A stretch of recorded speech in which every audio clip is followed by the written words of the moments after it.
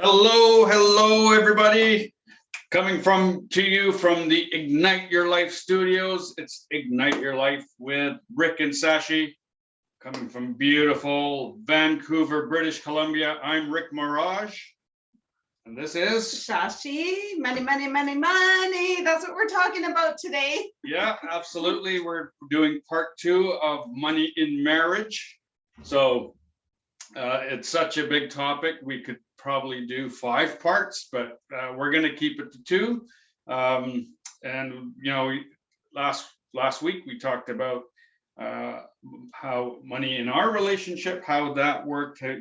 Coming in, we basically put everything in the same bank account and just started to run our finances from there. And we didn't have a lot coming into the marriage. Sashi had some savings and I had some assets, but we put it together and we made that work.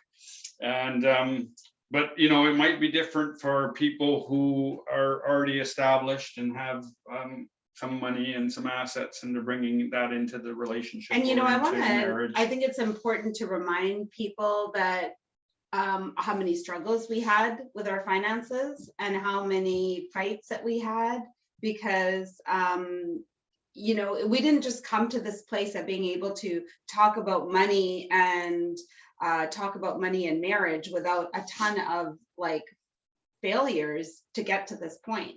Yeah, absolutely. We were just discussing one this morning, actually. And it's funny how, people say life works for you, or life is working, life is happening for me. And because we had a situation where I had actually lost about $20,000 of Sashi's retirement fund. Or 401k for the Americans, in her RSP, but yeah, same as the 401k. I lost 20k. I felt horrible, so guilty. I was basically I was investing in the stock market, and I was doing fairly well, except that then I got into options. And options are, high risk, high reward.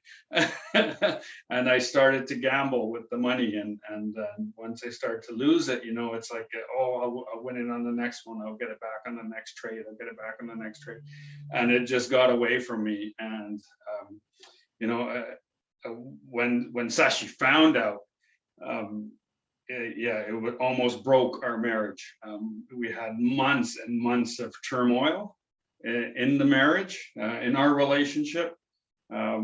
We even did a personal development program where we walked in and didn't even sit together because she was so steaming mad at me. But like I said, life is happening for us. It turns out it wasn't as bad a thing looking back on it 6-7 years later. And I'll let Sashi tell you that part of the story, but just want to say hello to Barbara and Jim. And, thanks for being on and watching. Yeah. And those of you listening on the podcast, welcome. Thank you for listening. I hope you're enjoying the content. And we know money in relationships is a huge topic. And we just want to delve into some of what can come up, and maybe some of the things that happened for us might be able to help you. And we just love to share, how we navigated through these obstacles. Yeah. So coming back to that situation, I was so mad. I was so rigid. My body was tense. I was angry. I was like, how could you do that? How could you be? I made him feel really bad just with the way that I talked to him, and I stayed angry for a long time, and held a lot of resentment and a lot of anger. And having we went to this personal development emotional workshop, and I was sitting in the circle, and we were doing introductions, and it was like a kind of a small, intimate setting where people were going around introducing themselves, and it was meant to work on ourselves. And the facilitators were so trained that I started talking about this, how he lost all this money, thinking like, like fix him, like do something with my husband. And the facilitator started asking me about my relationship with my father. And it just was threw me for such a loop. And the questioning I was getting, all this emotion started to come up in my body, and I started to shake. My legs started to shake. And, for people that don't know my story, my father was diagnosed with a mental illness when I was about 4 or 5 years old. And I took on a lot of responsibility at that young age. And then he ended up committing suicide, going missing for 6 months, and then committing suicide when I was 15. And so when I started getting questions about my father, and all of this trauma was inside my body, and like I'm trying to hold my leg down to stop it from shaking. And here I had come to this workshop thinking, I'm mad at my husband over him losing this money. And what I came away, without going into like a ton of depth around that workshop, it was such deep rooted trust issues and deep rooted feelings of being abandoned, and deeper wounds. So what the point of this is to tell you that when you're feeling anger, when you're feeling when things come up like that, it goes back to things that were unprocessed in our body from when we were a child. And so that anger, when you feel that rigidity in your body over something, you would have felt like that as a child because of something that happened. And so until you deal with those underlying issues, things will crop up in your present day relationships that you can't process.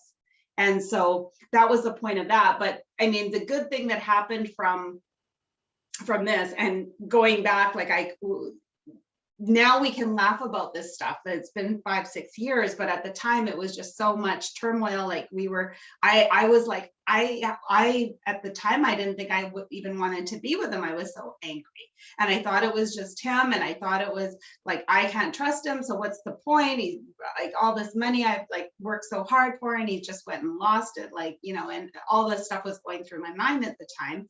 But now, like, I can see, like, a lot of the anger was directed at myself for not being more involved in my own finances, and knowing that I'm smart. Like, I have a business degree, I have an economics minor, I have a ton of money smarts, but I wasn't using my own knowledge. I wasn't getting involved in my own stuff to grow my wealth. I kind of was just like, not wanting to think about it and deal with other things. And I just put it out of my mind. And that situation made me angry enough, and it motivated me to get more involved, and to have that feeling, I'm never letting anybody else deal with my money. I'm going to do it myself. Because when I was in my 20s, we had these crappy financial planners from Canaccord and Prime America who were like through these network marketing type things, and they got us, and they were or friends. just brokerage houses. And that really, we're looking to make a buck on us. Yeah. And that so put us in, like a lot of mining stocks, which are doing great at the time.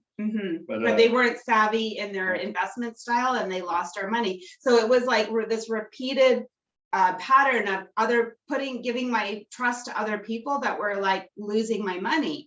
And anytime I dealt with my own money, I would make money. So it's like, why am I like letting other people touch my money when I can do better? So that gave me the ammunition to go and start being involved. And since then, I've bought actually 5 properties, 5 properties as of like last week.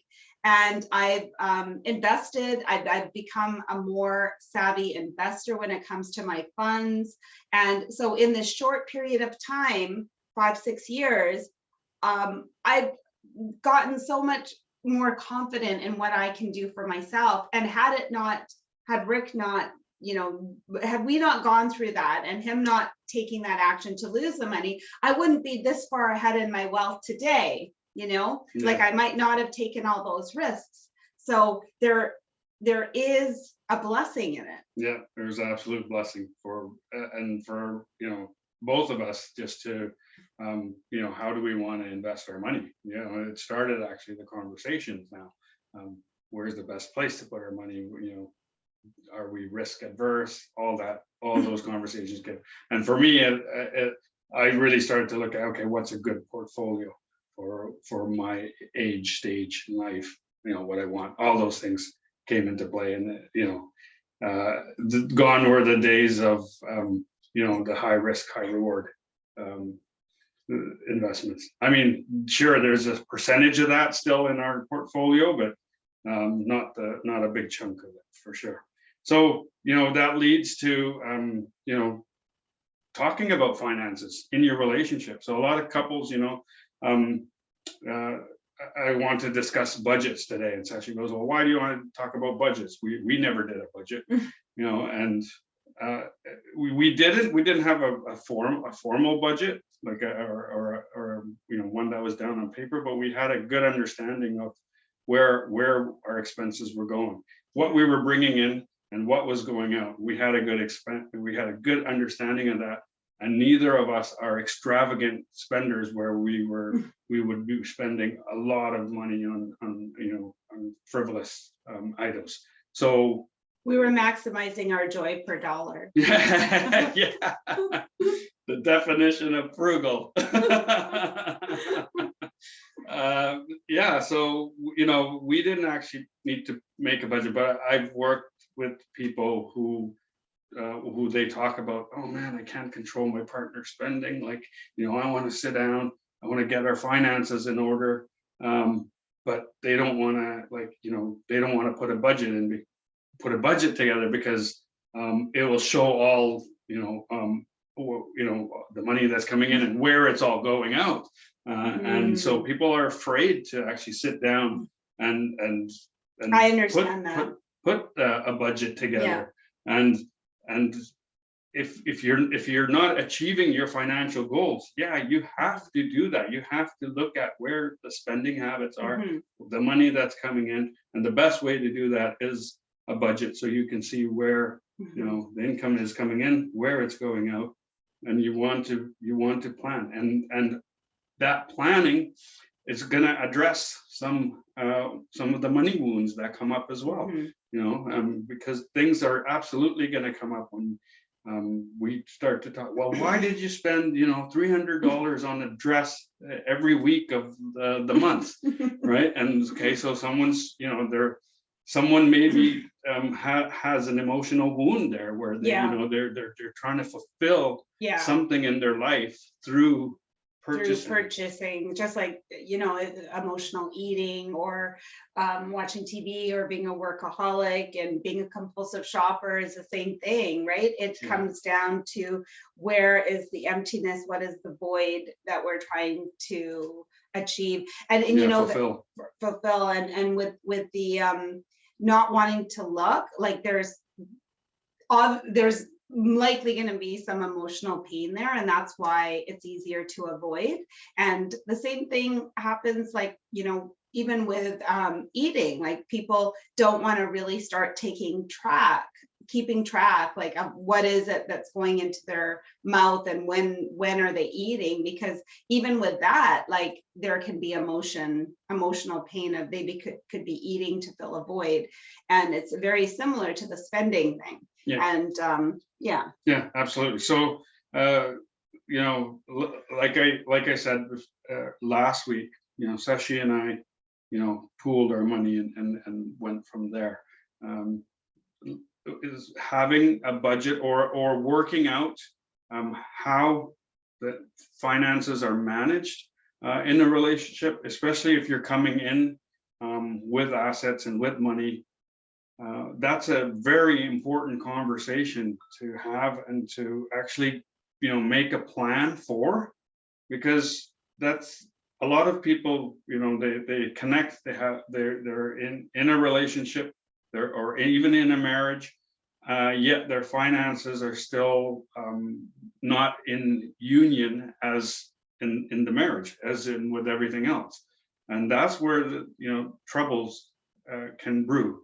That's where people get into the arguments about spending and what's coming in, the income that's coming in to the house, and where is it going, and where are we going to spend, what are we going to invest in, and all these things really need to be talked about.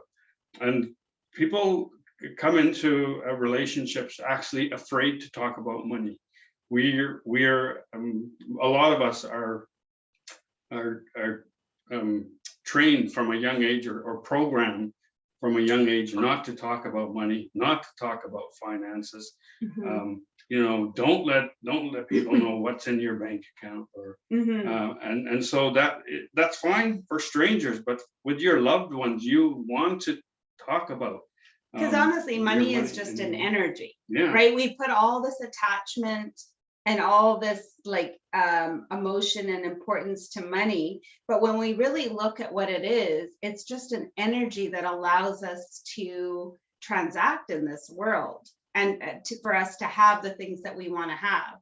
Like right now, we're going through a transition in our lives, and we're looking at today I was just talking about how I want to look at, okay, what are all the things we want to do in our lives?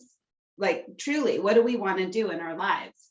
And what are the ages we're at? How are we going to put a plan in place to be able to do everything? And if we can do everything we want to do, then really, what is there to be concerned about? And why are we continuing to do the things that we've been doing for the last 10 years or 20 years? And part of it, we're programmed to do that. And until we start looking at what are our plans for our life? Like, what's it going to cost us to have this lifestyle? Okay, well, now that's, you can reverse engineer that. You can work backwards, right, from that lifestyle, and realize, okay, well, I need to work this many more years. I need to earn this much more income, or I need to earn this amount of income over the next 2 years so we can have this lifestyle. And we're looking at all sorts of possibilities, where we're living in different parts of the world, and how expensive is that? And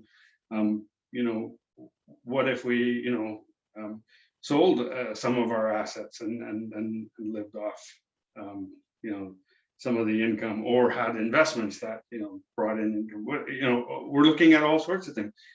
But if we didn't look at these things, and if we didn't plan around them, we would just continue to be doing the same things, or working towards this that goal, the American dream or the Canadian dream, get a good education, go to work for 40 years, retire.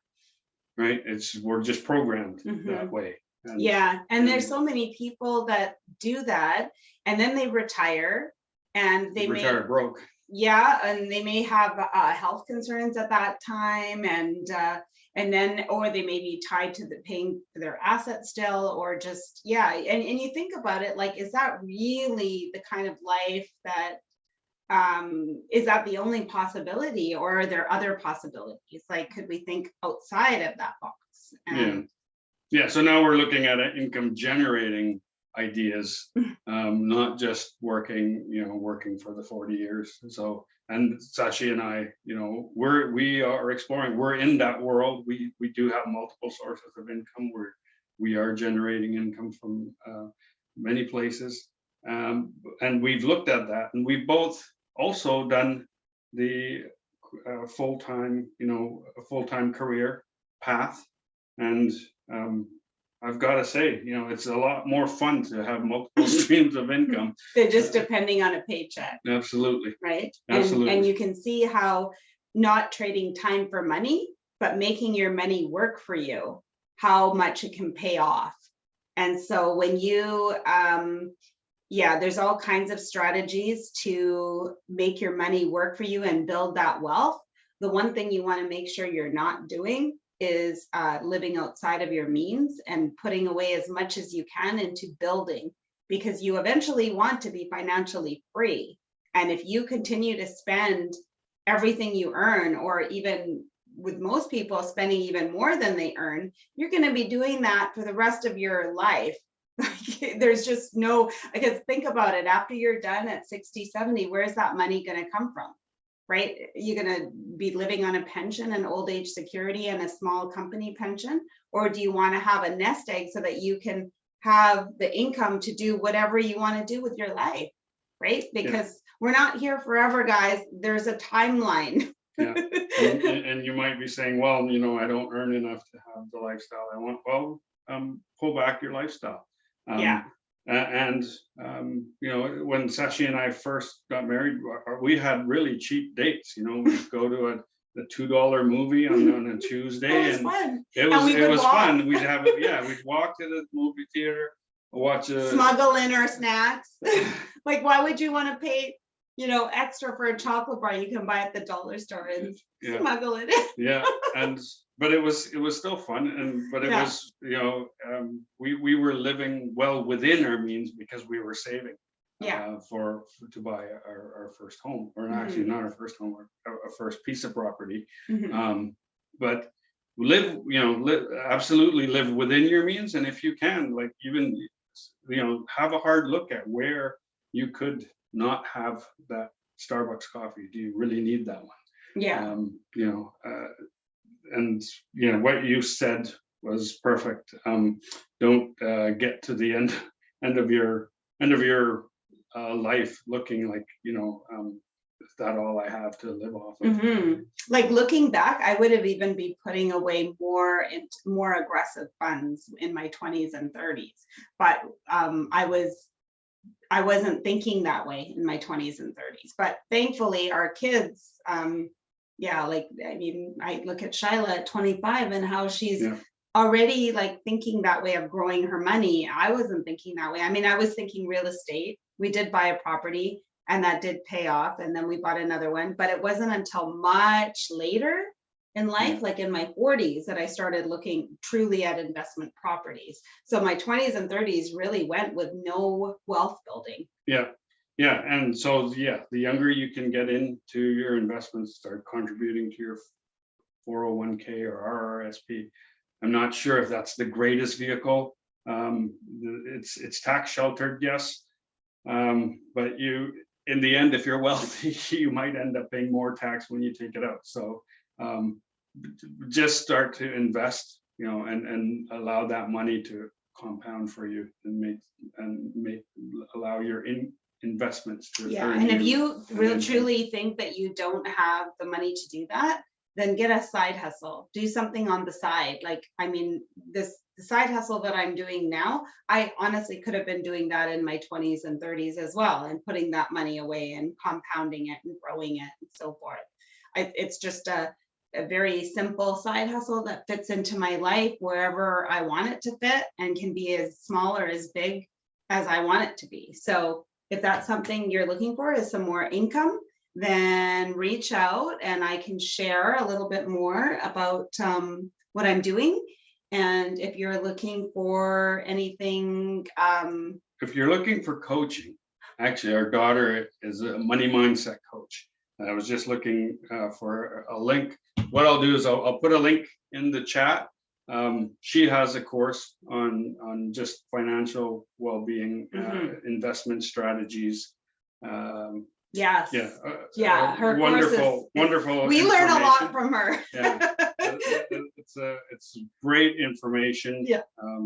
And you know, she really does a great job of helping people, educating them about finances and the different vehicles and methodologies on how to save, how to invest. Yes, she's very intelligent. So I'll put the link for that in the chat below. So have a look at that, check it out. And if you're interested in more income, I can put a link to my calendar and you can book a call with me and we can see if there's some way that we can make it work, or if you can find out more and see if it could be something suitable for you. Absolutely. And all of you guys listening on the podcast, you can get in touch with us at theman@rickmirage.com or younger at shashimaharaj.com.